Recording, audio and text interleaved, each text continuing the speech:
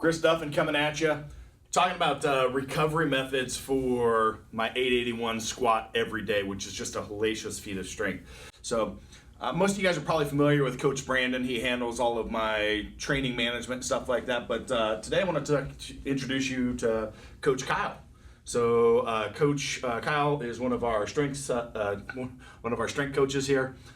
In addition to being a strength athlete himself, as well as multiple MMA disciplines, I guess. Different martial art disciplines.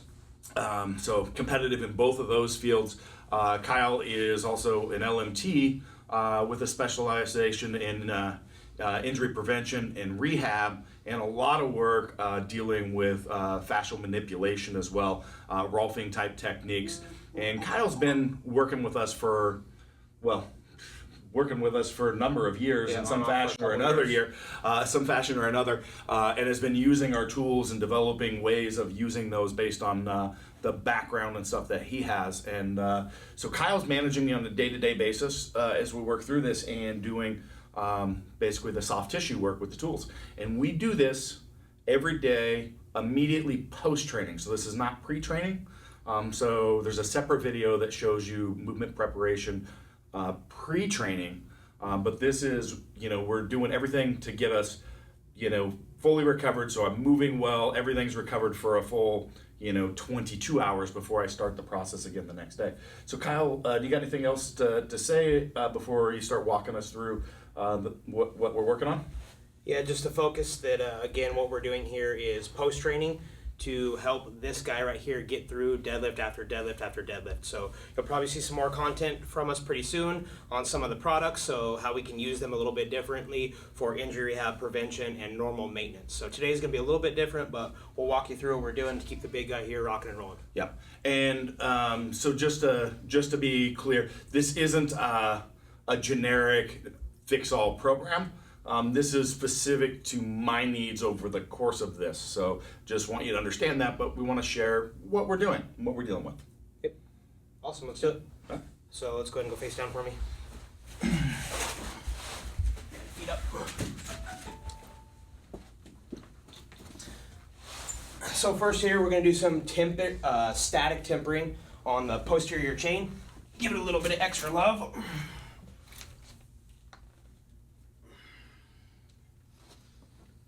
Give me a little brace there, Chris.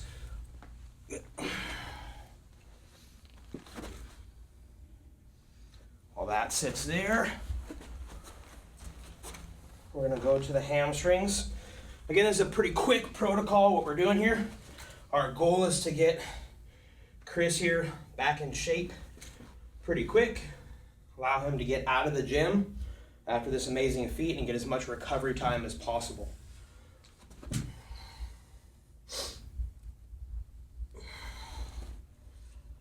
So primarily we've been using static tempering like this, and then as you'll see with the adductors, more movement-based tempering, doing some anchoring and some fascial manipulation.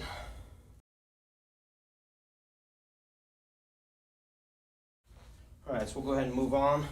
Give me a brace here as I pull this off of you.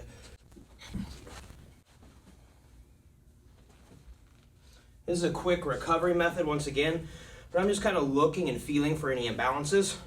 Make sure everything feels good, left to right, moving about the same muscular tension under the feel of this here.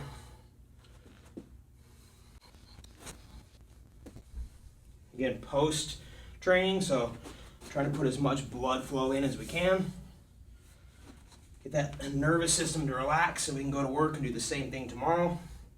Take care of glutes real quick. Checking for imbalance again. Hamstrings.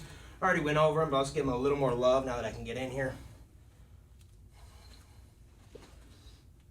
Go ahead and flip you. Scoot this way for me just a couple feet so you're off the wall. Is that good? Yeah. Next, we're going to address quads.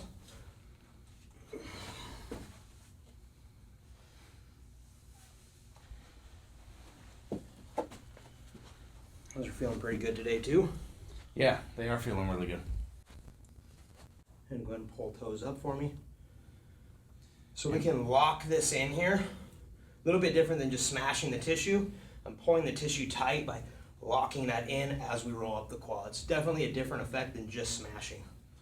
And the pulling the toes plays a role with that as well, right? Yep.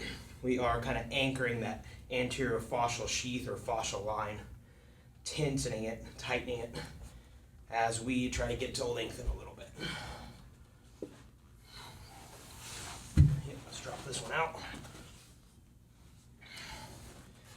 Keeping adductors healthy. It's going to be super important for any wide stance athlete or any sumo puller like this.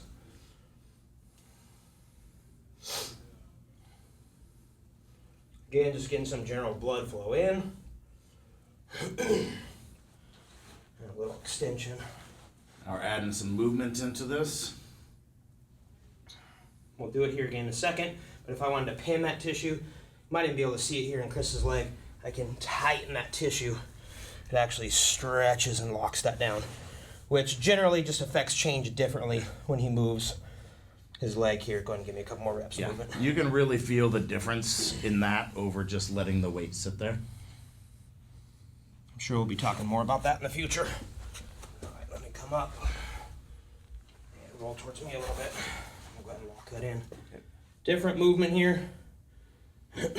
Have the adductor of our inner thigh locked down, kind of pinning that tissue.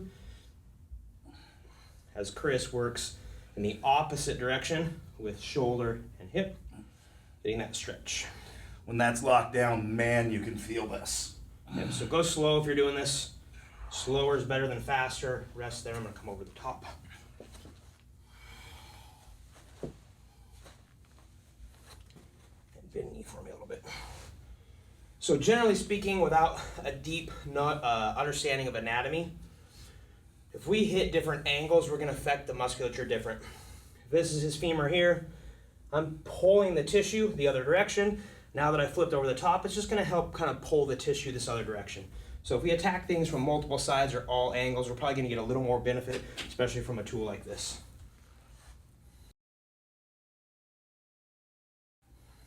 Good. And then we're going to do the same thing other side.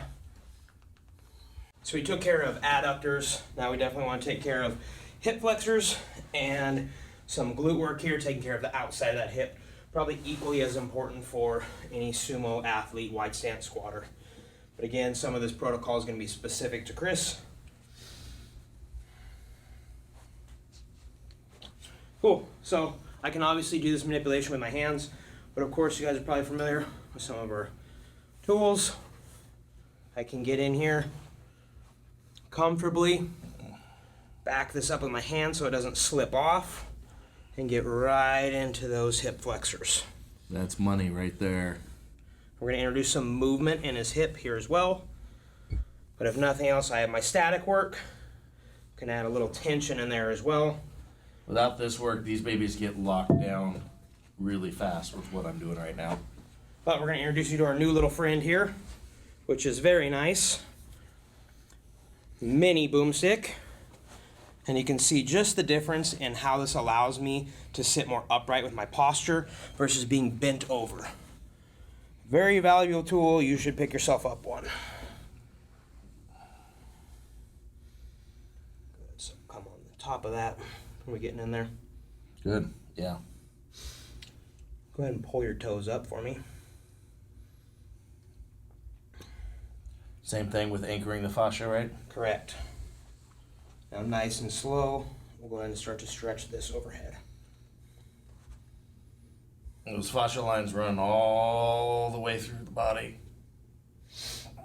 And come back for me. Reconnect. And go. Really slow movement.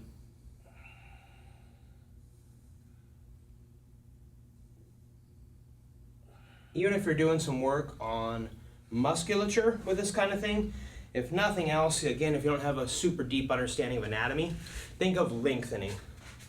This is tight, it's compressed from a seated position, bent over position, starting that deadlift. I'm gonna wanna stretch it this way. At the same time, I'm gonna ask Chris, my training partner here, to lengthen that way. And that's where we get this basic line here. So go ahead and go overhead for me. You can see just like the fabric in his shirt how it's starting to lengthen things. Good. And since we're there, go ahead and give me a couple pelvic tilts. Reset. Good.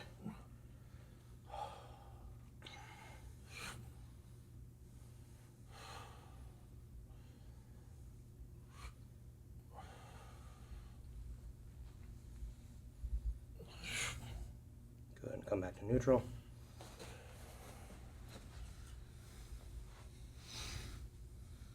Let's go ahead and flip you over other side. So on this side, we're going to go a little more posterior. We're going to get a little more into glute medius back here versus pure hip flexors and TFL up front. Yeah, and that's just based on my history. Correct. So why we're doing that approach. So Specific plan from left to right, a little bit different each hip. If you're new to any kind of tissue work or self-care with foam roller, lacrosse ball, pain pill, boomstick, our body's pretty intuitive. It tells us where we want it to be.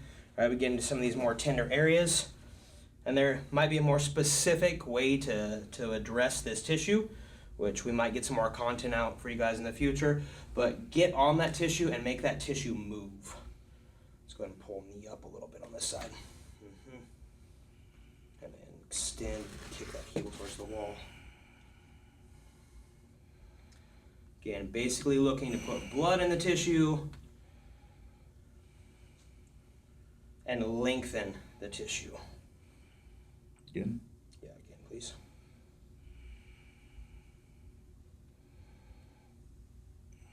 Let's come back up to neutral. And let's go with a posterior tilt this time.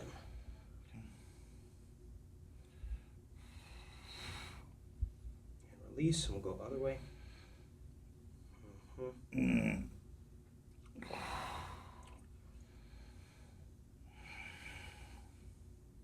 one more time. Nice. You can find pretty tender spots in the musculature here. The end of that probably feels pretty nice getting into that tissue, even though it looks a little sore and painful. One of the other nice things with all of our tissue tools here, this knurling is going to grip skin real nice. So when we're doing any kind of fascial work, we can actually get a grip on the tissue, very similar to how I would if I was working with my hands. Smooth part of tools might slide over. Scraping tools again are a little bit different. Here we can use this and lock that tissue down.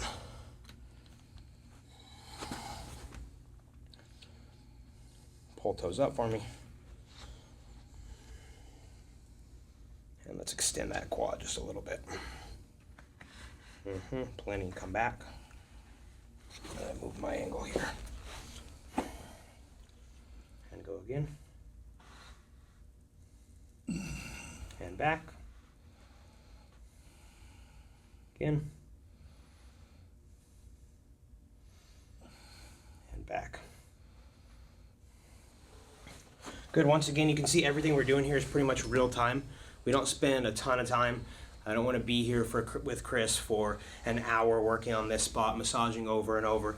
We do 3 to 5 reps, whatever it takes, again, depending on the complexity of how the tissue is handling all these heavy deadlifts, and then we want to move on. Our goal is not to be in the gym warming up all day or taking care of tissue post-workout for hours. We want to have a quick, efficient warm-up, get things primed, move better, get back in here, do our tissue work, get Chris home so he can recover and keep him moving better. All right. Anything to add, Chris? No, thank you, Kyle. Yep. Let's keep staying on top of it. Awesome.